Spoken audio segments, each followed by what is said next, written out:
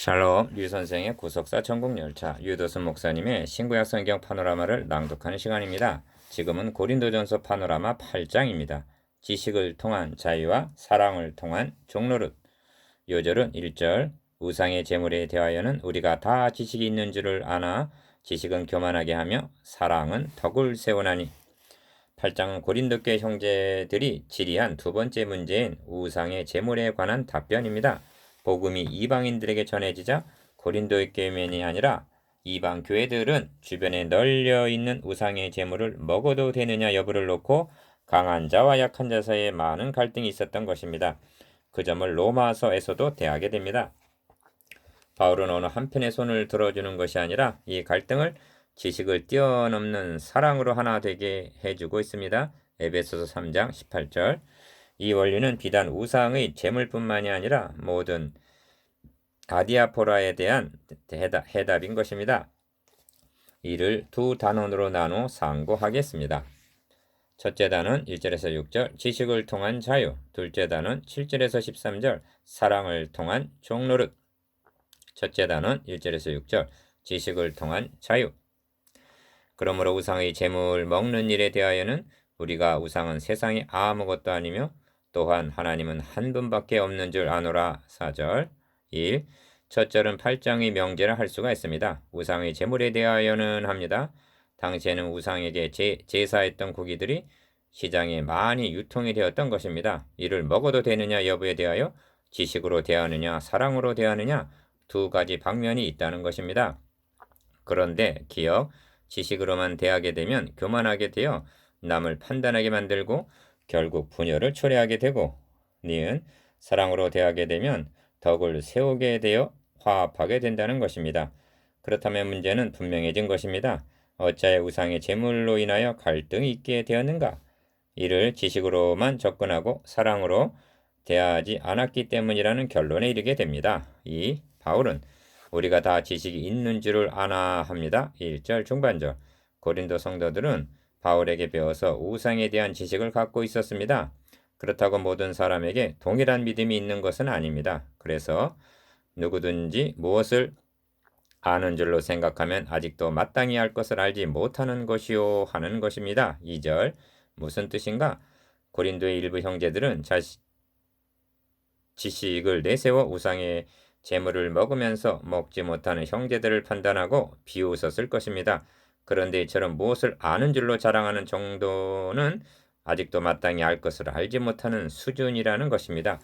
그것은 곡식이 있기 전에는 이삭이 빳빳하게 서 있다가 익은 후에야 고개를 숙이는 것과 같다 하겠습니다. 그들의 지식에는 결함이 있다는 말씀입니다. 3. 그렇다면 지식에 무엇을 더 해야만 온전해질 수 있는가? 사랑은 덕을 세우나니 한 1절 하반절 사랑입니다. 3절에서도 또 누구든지 하나님을 사랑하면 하고 3절 상반절 믿음이라 하지 않고 사랑하면 하고 말씀합니다. 여기 예민함이 있는데 아직도 마땅히 할 것을 알지 못하는 것이오 라고 한 2절을 중심으로 앞에도 사랑은 덕을 세우나니 하고 1절 하반절 뒤에서도 하나님을 사랑하면 하고 3절 상반절 사랑을 배치하고 있다는 점입니다. 이 둘을 결합해 보십시오. 이웃을 사랑하는 것이 1절 하반절, 하나님을 사랑하는 것이 됩니다. 3절 상반절.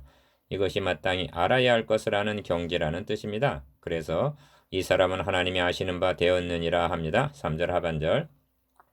그러므로 사랑을 최고의 법이라 야고보서 2장 8절 사랑은 율법의 완성이니라 하는 것입니다.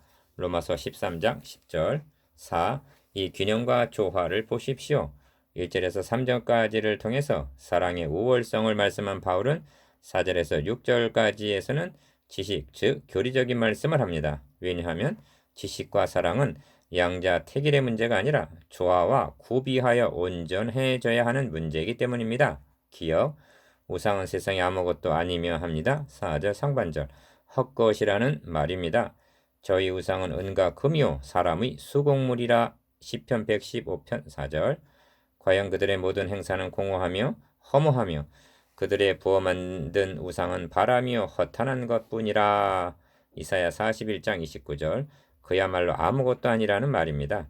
이것이 바울에게 배워서 알고 있는 우상에 대한 지식입니다. 그런데 바울은 여기서 그치는 것이 아니라 적극적으로 니은 또한 하나님은 한 분밖에 없는 줄 아노라 하고 4절 하반절 하나님의 유일성을 고백하는 데까지 나아가고 있습니다. 5.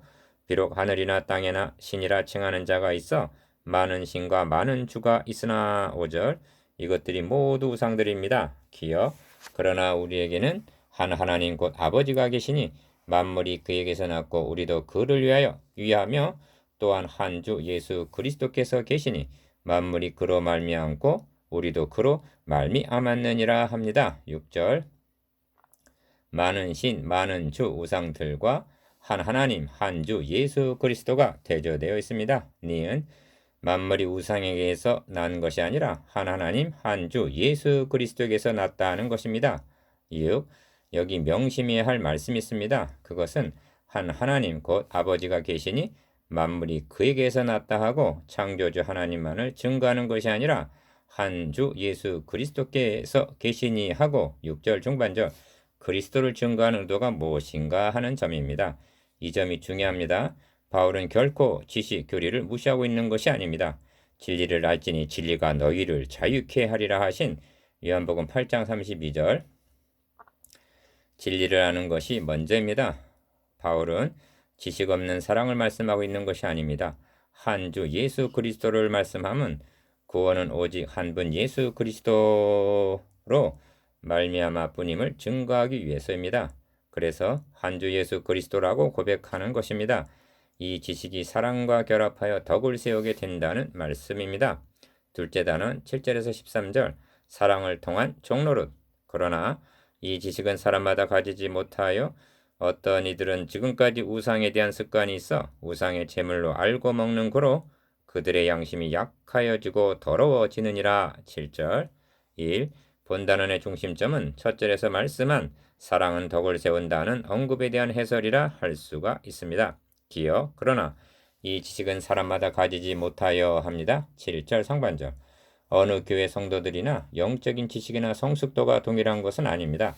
그러므로 로마서에서 언급한 강한 자와 약한 자가 등장하게 됩니다. 로마서 15장 1절 우상에 대한 확고한 지식이 없기 때문에 니은 어떤 이들은 지금까지 우상에 대한 습관이 있어 합니다. 7절 중반절 우상에서 온전히 자유하지 못하다는 것입니다. 즉 우상도 존재하는 양 생각하면서 우상의 제물로 알고 먹는 고로 그들의 양심이 약해지고 더러워지느니라 합니다. 7절 하반절 이 점을 로마서에서는 내가 주 예수 안에서 알고 확신하는 것은 무엇이든지 스스로 속된 것이 없으되 다만 속되게 여기는 그 사람에게는 속되니라 합니다. 로마서 14장 14절 2. 식물은 우리를 하나님 앞에 세우지 못하나니 합니다. 8절 상반절 왜 이렇게 말씀하는가? 복음의 핵심은 죄인이 어떻게 하나님 앞에 설 수 있느냐 있기 때문입니다. 우리가 먹지 아니하여도 부족함이 없고 먹어도 풍성함이 없으리라 합니다. 8절 하반절 여기 부족함과 풍성함이 대조되어 있는데 저들은 생각하기를 먹지 못하는 자들은 부족한 자들이고 먹는 자들은 풍성한 자들인 양 여겼던 모양입니다. 바울은 이렇게 말씀하고 있는 셈입니다. 우상의 제물을 먹지 않는다고 하나님 앞에 서지 못하는 것도 아니요 우상의 제물을 먹는다고 설 수 있는 것도 아니다. 3. 그런즉 너희 자야함이 약한 자들에게 거치는 것이 되지 않도록 조심하라 합니다. 9절 여기서 혼동하지 말아야 할 점은 바울이 지금 우상의 제물에 대한 지식을 가졌음을 책망하고 있는 것이 결코 아니라는 점입니다. 그것은 좋은 것이요 바람직한 일입니다. 문제는 자신들의 자유만을 내세우고 약한 자들에 대한 배려, 즉 사랑을 나타내지 않았다는 데 있는 것입니다. 그래서 거치는 것이 되지 않도록 조심하라는 것입니다. 4. 지식 있는 너가 우상의 집에 앉아 먹는 것을 누구든지 보면 합니다. 10절 상반절 인칭 대명사가 너희에서 너가 하고 단수로 변하고 단도직입적입니다. 너는 자유하다 해도 그 약한 자들의 양심이 담력을 얻어 어찌 우상의 제물을 먹게 되지 않겠느냐는 것입니다. 10절 하반절 그러면 어떤 결과를 가져오게 되는가? 진리로 자유함을 얻지 못한 상태에서 우상의 제물을 먹었으니 의심하고 먹는 자는 정죄되었나니 로마서 14장 23절 즉 양심의 가책을 받게 된다는 것입니다. 그러면 너의 지식으로 그 약한 자가 멸망하나니 합니다. 11절 상반절 그는 그리스도께서 위하여 죽으신 형제라 합니다. 11절 하반절. 5. 그리스도께서 어찌하여 그 형제를 위하여 죽어 주셨는가? 두 가지를 들 수가 있는데 첫째는 기어 구원하기 위해서입니다. 이 뜻이 멸망하나니라는 11절 중반절 말씀 속에 함의되어 있습니다.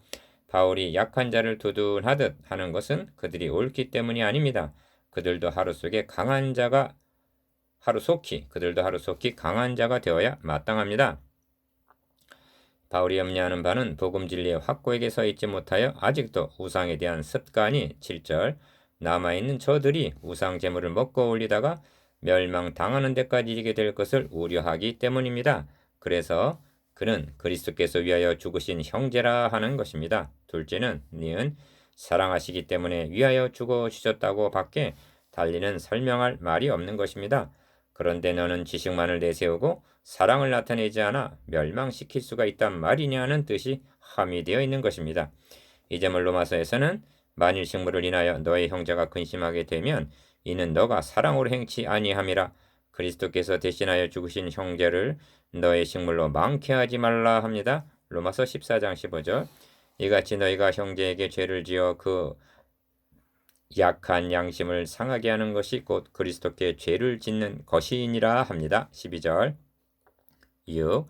그러므로 만일 식물이 내 형제로 실족해 하면 나는 영원히 고기를 먹지 아니하여 내 형제를 실족지 않게 하리라 말씀하므로 13절. 이제까지의 권면을 자신에게 적용을 시킵니다. 내 형제와 실족이라는 말이 한 절 안에 각각 2번 반복되어 강한 형제를 나타냅니다. 이것이 사랑을 통한 종로로 됩니다. 바울은 뒤에 가서 내가 예언하는 능이 있어 모든 비밀과 모든 지식을 알고 또 산을 옮길 만한 모든 믿음이 있을지라도 사랑이 없으면 내가 아무것도 아니요 하고 13장 2절 진술하는 것을 대하게 될 것입니다. 이 말씀을 받은 고린도 교회의 강한 자들은 좀 시무룩했을성 싶습니다. 칭찬을 기대했다가 책망을 받은 격이기 때문입니다. 이를 예상했기 때문일까요? 바울은 다음 장에서 자신의 본을 보여줍니다. 7. 이제 묵상해 보십시다. 기억. 나에게는 복음 진리를 통한 자유함이 있는가? 니은 나는 지식에 사랑으로 덕을 세우고 있는가?